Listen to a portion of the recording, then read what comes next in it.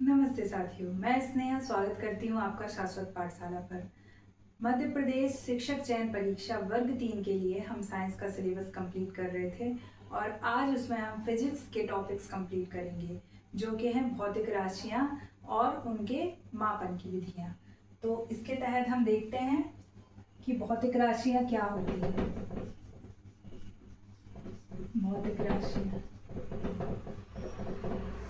अच्छा, ये जो क्लास होने वाली है इसमें आपको इम्पॉर्टेंट फैक्ट्स मिलेंगे और जितनी भी इम्पॉर्टेंट चीज़ें हैं एग्ज़ाम के रिगार्डिंग सिर्फ उन्हीं पर फोकस किया जाएगा, क्योंकि हमारे पास समय कम है तो हमें बहुत सारा सिलेबस कवर करना है। तो जो आपको एग्जैक्टली एग्ज़ाम में आने वाला है वही चीज़ यहाँ पर मैं डिस्कस करूँगी, मतलब जिसके आने के चांसेस ज़्यादा हैं। भौतिक राशियाँ मतलब कि फिजिकल क्वांटिटीज़। तो फिजिक्स में या साइंस में हमें हमेशा क्या ज़रूरत पड़ती है? चीज़ों को नापने की ज़रूरत पड़ती है। जैसे पानी कितना है, समय कितना हुआ है, आज का तापमान कितना है। इन प्रश्नों के जवाब में हमारे पास क्या आता है? 2 लीटर पानी है, या 6 बज चुके हैं, या हमने देखा कि आज 36 डिग्री तापमान है। तो हमने हमेशा क्या किया है, जो फिजिकल क्वांटिटीज़ हैं, भौतिक राशियाँ हैं, उनमें क्या दिया है? एक नंबर दिया है, नंबर या न्यूमेरिकल वैल्यू, जिसको हम क्या बोलेंगे? संख्यात्मक मान बोलेंगे, इसका संख्यात्मक मान। और इसके साथ ही हमने क्या बोली है? उसकी मात्रा, मात्रक, जिसको हम क्या बोलते हैं? यूनिट बोलते हैं। तो भौतिक राशियां हमेशा फिजिक्स में, भौतिक राशियां आपको याद रखना है कि संख्यात्मक मान और मात्रक के साथ डिनोट की जाती हैं, प्रदर्शित की जाती हैं। अब ये जो मात्रक हैं, ये जो यूनिट हैं कि किलोग्राम में या लीटर में या इसके बाद तापमान डिग्री सेल्सियस में, ये किसने डिसाइड किया? तो ये 3 तरह से नापी जाती हैं, 3 तरह से नापी जाती हैं और इनको अलग अलग पद्धतियाँ बोलते हैं। तो एक पद्धति होती है MKS, एक होती है FPS और एक होती है CGS। जो MKS है, डिस्टेंस को, जो MKS पद्धति है इसमें डिस्टेंस या दूरी को अपन क्या बोलते हैं? डिस्टेंस बोलते हैं। इसको नापा जाता है मीटर में। जो मास है उसको नापा जाता है किसमें? मास यानी द्रव्यमान को, द्रव्यमान को किसमें नापा जाता है? किलो में, ठीक है, किलोग्राम में। और S जो है टाइम यानी कि समय को नापा जाता है सेकंड में। आपको बिल्कुल याद रखनी है एग्जाम पर्पस के लिए कि मात्रक जो है वो 3 तरह से नापे जाते हैं। एक MKS जिसमें मीटर में नापी जाती है दूरी, K मतलब किलो द्रव्यमान के लिए, और S मतलब टाइम सेकंड के लिए। फिर FPS पद्धति में फुट, जो कि आपका काय का है? डिस्टेंस नापने के लिए, दूरी नापने के लिए। पाउंड, जो कि आपका है क्या? द्रव्यमान नापने के लिए। और इसके बाद टाइम जो है वो सेकंड में नापते हैं। इनको हिंदी में भी यही बोलते हैं, फुट, पाउंड और सेकंड। फिर इसके बाद आते हैं CGS में। तो CGS में क्या है? सेंटीमीटर में नापते हैं अपन दूरी को, और ग्राम में नापते हैं मास को, और सेकंड में नापते हैं समय को। तो ये तीनों पद्धतियां आपको याद रखनी है। इसके बाद इनको बोलते क्या है?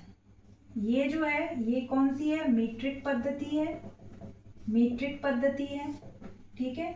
ये आपकी ब्रिटिश ने दी थी, तो ये ब्रिटिश पद्धति है। और CGS जो है ये आपकी कैसी है? फ्रेंच पद्धति है। ये किसने दी थी? फ्रांस वालों ने। तो ये कैसी हो गई? फ्रेंच पद्धति। तो इम्पोर्टेंट चीज, 3 तरह से ये नापी जाती है। मेट्रिक किसको कहते हैं? MKS को, ब्रिटिश FPS को, और फ्रेंच किसको? CGS को।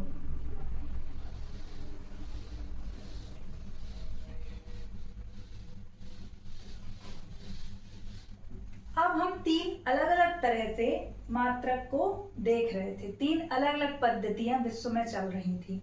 तो क्योंकि कॉन्ट्राडिक्शन हो जाता है, विरोध हो जाता है, हर कहीं पे कोई चीज किसी तरीके से नापी जा रही है, कहीं पे विश्व में किसी कोने में किसी तरीके से, तो उसमें एक रास्ता लाने के लिए, एक समान नेचर लाने के लिए कुछ एक स्टैंडर्ड लॉ, एक नियम को फॉलो करना पड़ता है। और 1971 में कहाँ पे? फ्रांस में एक सम्मेलन हुआ और उस सम्मेलन में क्या डिसाइड किया गया?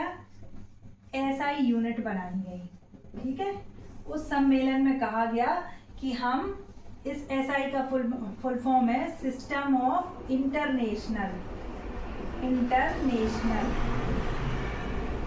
और यूनिट का यूनिट। ठीक है, तो सिस्टम ऑफ इंटरनेशनल यूनिट सबका मिला के एक फॉर्मेट बना दिया कि हम इसी तरीके से इसको फॉलो करेंगे। और इसमें इन्होंने 7 तो दे दी, कैसी यूनिट? 7 दे दी बेसिक यूनिट, 7 बेसिक यूनिट दे दी कि भैया हम आपको एक लिस्ट प्रोवाइड कर रहे हैं और बता दे रहे हैं कि किसको किस में नापेंगे। तो वो 7 यूनिट दे दी और इसके साथ 2 और बता दिए जिनको क्या बोला गया? 2 सप्लीमेंट्री, यानी कि सप्लीमेंट्री, इनको बेसिक यूनिट को क्या बोलते हैं? मूल मात्रक। और सप्लीमेंट्री को क्या बोलेंगे? पूरक मात्रक। तो 7 ये दे दी और इसके साथ 2 पूरक दे दी कि ये हम आपको लिस्ट बता दे रहे हैं, आप पूरे विश्व को यही अब फॉलो करना है नियम। और इसके बाद इनने दूसरी बात बोली कि अब आप जितनी भी क्वांटिटीज को नापेंगे, इन 7 के अलावा आप जिसको भी नापेंगे, जैसे इसमें इनने दूरी दे दिया, अब दूरी के बाद इन्होंने बोला अगर आप स्पीड नापेंगे तो स्पीड क्या होती है? दूरी बटा समय। तो इन्होंने बोला वो सब किस में आएंगी? आपकी व्युत्पन्न में, या इंग्लिश में बोलेंगे डिराइव्ड यूनिट्स। क्योंकि व्युत्पन्न या डिराइव्ड का मतलब होता है जो किससे निकल के आई हैं? इससे निकल के आई हैं, है ना, इससे निकल के आई हैं। तो सिस्टम ऑफ इंटरनेशनल यूनिट या एसआई यूनिट कब आया था? 1971 में आया था, फ्रांस में आया था।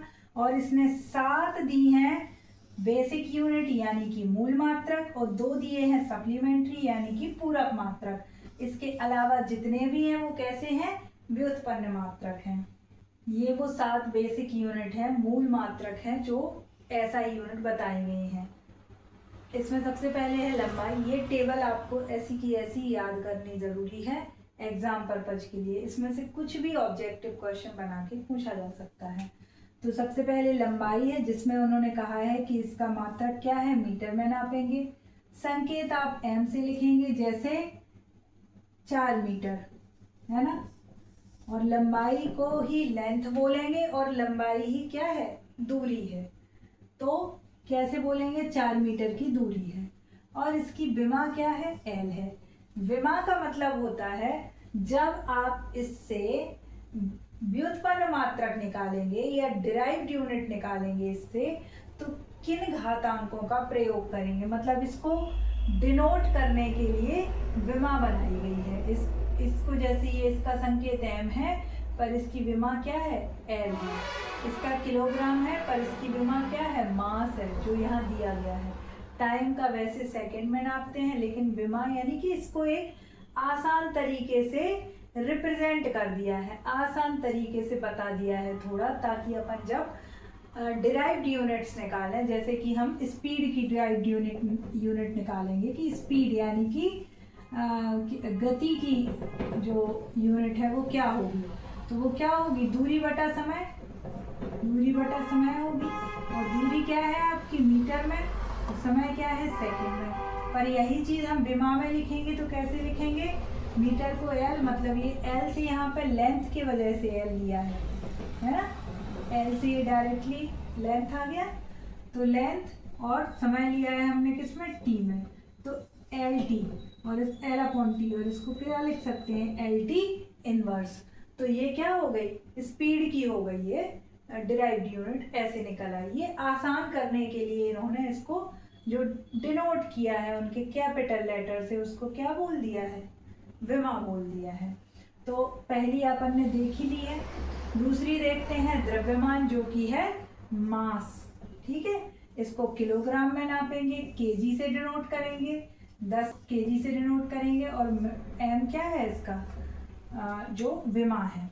इसके बाद टाइम, समय सेकंड में, और इसका टी आपका विमा है। टेम्परेचर तापमान है, इसको केल्विन में नापेंगे, और के क्या है इसका, स्मॉल के से बताएंगे। ये छोटी वाली एबीसीडी का के है, इसको स्मॉल के से क्या बताएंगे, इसको लिखेंगे। और वैसे इसकी विमा क्या है, कैपिटल के।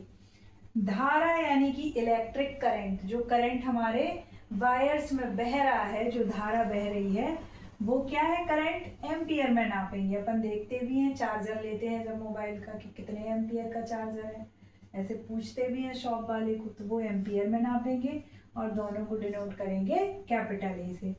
ज्योति तीव्रता या ल्यूमिनियस इंटेंसिटी, इसको कैंडेला में नापेंगे।